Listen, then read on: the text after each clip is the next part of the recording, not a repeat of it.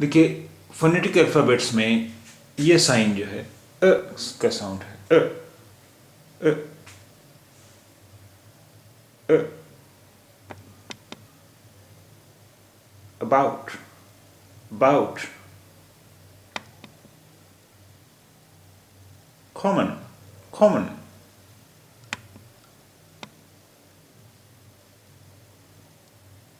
standard, standard,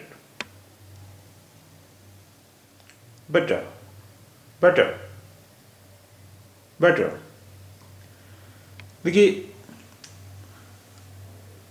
एक तो ये साउंड है अ, और इसी से मिलता जुलता एक और साउंड है। देखिए यहाँ इससे पहले एक साउंड है जो आपको पहले बतलाया जा चुका है, ये आ साउंड है, आ, हिंदी का आ। और ये जो साउंड है इसमें बाद वाला जो सिंबल है ये उससे भी हल्का साउंड अ, ये है और ये है आ।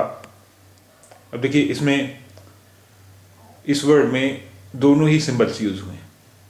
पहला वाला है अ और दूसरा है बटर, बटर।